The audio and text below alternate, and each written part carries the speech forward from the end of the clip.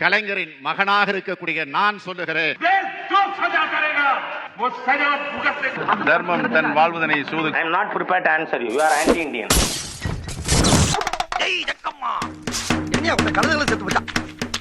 ஓ குரலி வித்தையா? யாருக்கு ஓட்டு போட போறீங்க? குடும்ப அரசியல்ங்கிற பேர்ல நாட்டையே குழி தோண்டி புதைச்சாங்களே அவங்களுக்கா? கூட்டணி கிடையாது மக்கள் நீதி மையத்துக்கு கமலஹாசன் அறிவிப்பு போட்டுக்கங்களேன். தெரியலங்க ஆளாடும். மனசை தேத்திக்கங்க, பயந்துறாதீங்க. வணக்கம் சாரு சொன்னாரு கயவர்களுடன் கூட்டணி வைக்க மாட்டோம். அப்புறம் என்ன நீங்க வந்த திமுக உடனான கூட்டணி அதனையும் தாண்டி புனிதமானது என மக்கள் நீதி மய்யம் கட்சித் தலைவர் கமல்ஹாசன் கூறியிருக்கிறார். நீ எல்லாம் பிறந்ததே ஒரு சாபக்கேடு. முடிஞ்சா இன்னைக்கே போய் செத்துரு, மறுபடியும் பிறந்து வா. அப்போது உனக்கு ஓலை ஒழுங்கா வருதான்னு பாக்கலாம். குடும்ப அரசியல் தமிழ்நாட்டையே குழி தோண்டி புதைக்கிறாங்க திமுக சொல்லி எதிர்த்து அரசியல் ஆரம்பிச்சீங்க. இன்னைக்கு உடனே வந்திருக்கீங்க, எப்படி உங்களோட பதில்? அத வேற ஞாபகப்படுத்திட்டீங்க.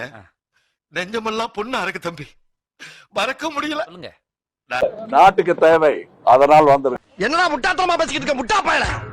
தூக்கி போட்டேன், ரிமோட்டை வேற ஆள் தூக்கிட்டு ஓடிட்டான். பாத்தாடி பார்வதி, என் பிள்ளையோட அறிவை.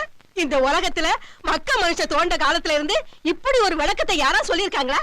இல்ல யாருக்காவது தோணி இருக்குமா? நீ எல்லாம் ஆட்சிக்கு வந்தா நாட்டுக்கு என்ன பண்ணுவ? கேள்வியே தப்பு.